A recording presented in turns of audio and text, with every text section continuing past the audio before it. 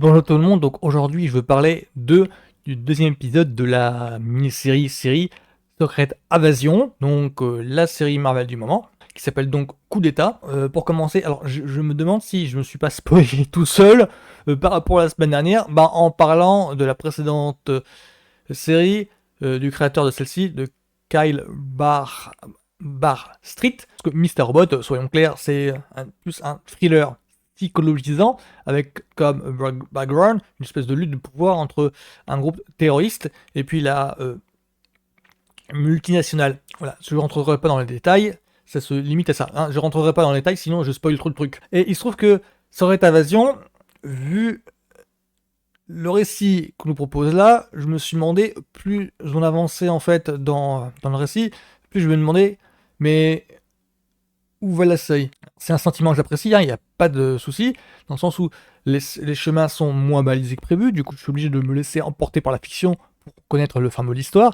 L'auteur prend des risques avec mes attentes, il n'y a pas de souci à se faire. Mais là je me suis demandé, où est-ce que la fiction nous emmène? Où est-ce que Secret Invasion nous emmène? Qu'est-ce que ça va apporter au MCU? Alors il y a quelques twists, hein. Dans la même forme des récits d'espionnage, il faut être attentif à la moindre scène, au moindre plan, au moindre dialogue, au moindre mot, pour essayer de saisir quel va être l'impact de cette information par rapport au MCU entier. Parce que là, il y en a beaucoup qui me sont déjà, il y en a pas mal qui me sont passés sous le nez, il y en a pas mal qui me sont passés au-dessus de la tête, dans le sens où moi, j'ai pas été attentif, donc du coup, quand il y a une scène où deux personnages blablatent et révèlent leur identité, d'abord, je ne les avais pas reconnus, et deuxièmement, ah ouais, mais c'est vrai qu'on les avait vus déjà dans les films précédents, j'avais pas fait gaffe. Du coup, cette série, l'air de rien, bouleverse pas mal le paysage dit du MCU. Alors ensuite, concernant l'intrigue d'espionnage proprement dite, alors, faut savoir que cette série-là s'assume dans le registre, dans la mouvance des récits d'espionnage post-guerre froide. Et quand je dis ça, je pense à des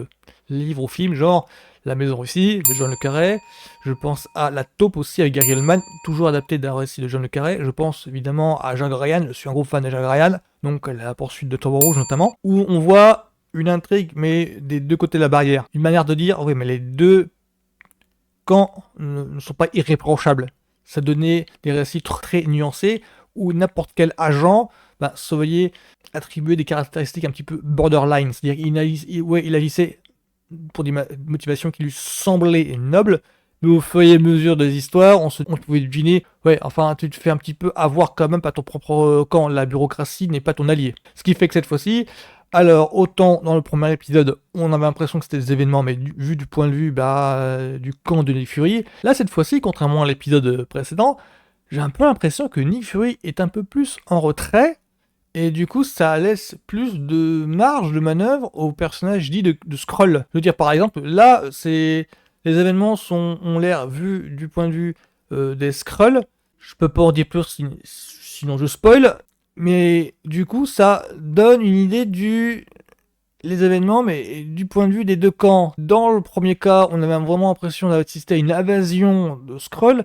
Là, dans le deuxième cas, cet épisode-ci de cette semaine, on a plus l'impression que on saisit mieux leur motivation et ouais, ça nous paraît presque légitime. C'est le même sentiment qu'il y a dans les séries d'espionnage post-guerre froide, comme je voulais expliquer. Hein. C'est-à-dire que là, le manichéisme n'est plus vraiment d'actualité. Il n'y a pas les bons d'un côté et les méchants de l'autre. Non, non, du tout. C'est que chacun a des motivations légitimes, qui fait que ouais, Nick Fury apparaît un petit peu comme un gros bêta qui ne sait plus à qui se fier. Alors, quand je vous parle de La Taupe, alors La Taupe, c'est d'abord un roman de John le Carré, ensuite c'est un film de Thomas Alfredson, je crois que c'est ça, alors qui parle simplement d'une enquête d'un agent du MI6, on est dans les années 70, hein, c'est vraiment post-guerre froide à mort, d'un agent du MI6 incarné par Gary Oldman. Alors le film est récent, par contre je crois que c'est 2010, qui doit enquêter sur qui est la taupe dans le service. Quelqu'un qui travaille pour le camp adverse dans le service. Cet agent qui est normalement bureaucrate, ce n'est pas un agent de terrain, enquête sur les motivations de chacun des agents, des collègues qu'il côtoie.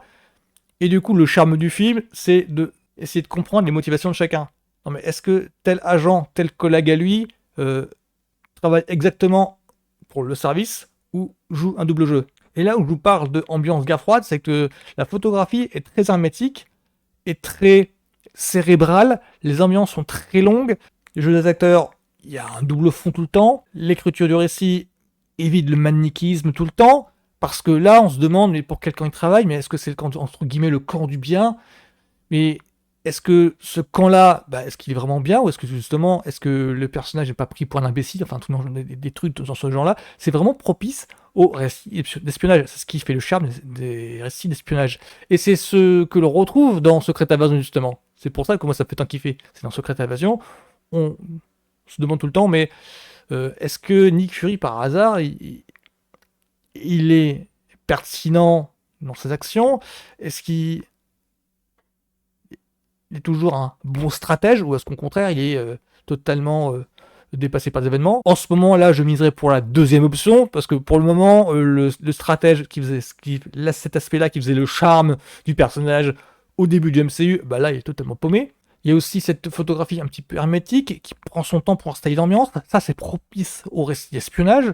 Donc, je peux comprendre que, alors, pour les fans de Marvel qui attendent une série d'action tambour bas tout le temps, là, je veux bien comprendre que pour ces fans du MCU là, oui, là, ils en sont pour leurs frais. Là, effectivement, ils vont trouver moyen de s'ennuyer un petit peu. Mais c'est mal comprendre les motivations des auteurs qui, je pense à 100% que c'est simplement de dévoiler un mystère. Je pense que la série, en fait, dans son intégralité, l'aspect le plus séduisant de la série, c'est de profiter du récit genre espionnage pour dévoiler petit à petit un mystère. C'est là où je veux en venir sur cet épisode-ci, c'est que je me demande en fait où est-ce qu'ils vont avec cette série-là. Est-ce que l'intérêt de la série n'est-il pas de dévoiler un gros mystère, un gros twist, pour l'introduire, pour l'incruster, pour l'imbriquer de façon naturelle, organique, dans un des prochains films? Parce que là, il y a pas mal d'événements qui devraient avoir pas mal de puissance dans les prochains opus. Je pensais par exemple à Captain America New World Order, où déjà on voit l'administration ici dans cet épisode-ci. Bon voilà, normalement ça devrait impacter pas mal. Un petit peu de la même manière que Loki impacte le MCU. Ouais, parce que le truc avec Secret Invasion, c'est que c'est vachement délicat d'analyser bien sans spoiler. C'est un petit peu l'exercice que j'essaye de faire. Parce que pour tout vous dire, avec ce deuxième épisode-ci, j'avais l'impression simplement de voir une deuxième partie d'un diptyque. C'est que toutes les intrigues posées dans la première partie trouvent une résolution ici. J'avais pas l'impression que c'était étiré à longueur dans la pensée de on va résoudre ça en fin de série. Non, j'ai l'impression que tout connaît une sorte de conclusion un petit peu fermée. Ça pourrait s'arrêter là pour beaucoup d'intrigues en fait. Pour beaucoup de sous-intrigues, de personnages, il y a un arc et oui, il est conclu là. Enfin, du coup, je voyais pas trop où est-ce que vous voulez en venir la série proprement dite. Parce que là, il reste plus que 4, hein. Là, on est au deuxième.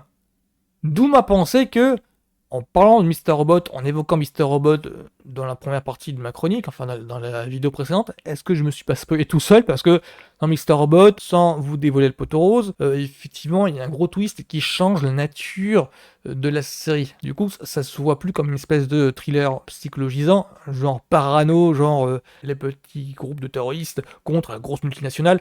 Il y a un twist qui vient donner une autre profondeur à la série. Et là, je suis en train de me demander si, en évoquant cette série-là, vous ne savez pas spoiler un gros twist qui pourrait changer la nature de la série. Parce que là, dans les images qu'il y a eu dans la bande-annonce, oui, mais Secret Invasion, il n'y a pas que ça. Du coup, je peux comprendre les fans du MCU qui sont un petit peu déçus pour le moment. Mais il n'y a pas d'action, on se fait chier. Ouais, je pense qu'il y a silence radio sur les réseaux par rapport à ça. Il y a des scoopers qui sont en train de dévoiler des tas de trucs, mais je me torture l'esprit un petit peu. C'est un petit peu mon dilemme en ce moment, parce que je me refuse de fan théoriser pour être toujours surpris par la fiction, mais le problème qu'il y a, c'est que par rapport à la fiction là qui est bouchée de tous les côtés, si je ne fan théorise pas, je ne vois pas comment la série peut continuer tout simplement. Je vois pas trop où elle veut en venir. Ça fait un petit peu le charme de Secret Invasion, je dois dire. Parce que si certaines fan théories sont justes, si certains scoopers ont vraiment révélé quelques secrets de fabrication, ah oui d'accord, du coup elle va être énorme cette série.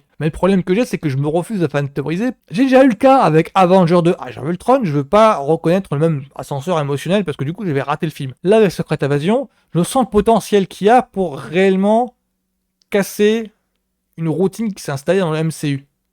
Une routine qui s'est installée depuis début de la phase 4. On est encore au bord si j'en crois Kevin Feige, on est encore dans un monde où il n'y a plus d'Avengers du tout.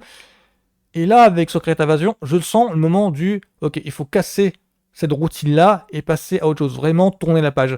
Donc, avec Secret Invasion là, Ce second épisode est un petit peu le point de non-retour en fait. C'est un petit peu ça le truc.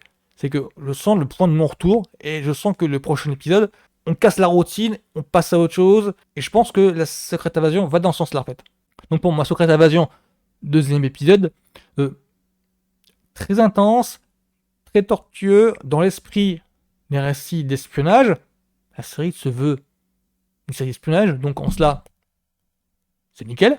J'attends juste le prochain épisode maintenant pour voir qu'est-ce que la série a vraiment comme potentiel. Je m'attends vraiment à ce que la série démarre franchement, genre dévoile vraiment les quelques morceaux, les quelques éléments qui sont easter eggés, parce qu'effectivement il y a quelques clins d'œil, quelques références, il faut être super attentif, comme d'habitude avec opus du MCU, que ce soit film ou série. Là je m'attends vraiment à ce qui dévoile l'enjeu principal du scénario pour donner une réelle ampleur à la série. C'est ce qui manque en fait, c'est-à-dire une réelle ampleur. On voit où va en venir la série au niveau global, au niveau enjeu. Là on le perçoit. Il faut juste qu'il dévoile un MacGuffin pour réellement relever le truc, pour réellement donner quelque chose en plus. C'est le seul truc qui manque. Il ne manque plus que 4 épisodes. Il y a largement de quoi sur une série de 6. Largement de quoi. Donc pour moi, Secret Invasion, c'est du très très bon. Là, je suis comblé, je suis aux anges. Il manque juste un petit truc. Oh, juste une petite pincée de sel. Rien de tragique. Là, pour le moment, c'est un kiff. C'est un suivi client, il n'y a pas de souci. Donc, à la semaine prochaine pour le 3e épisode. Voilà, à plus!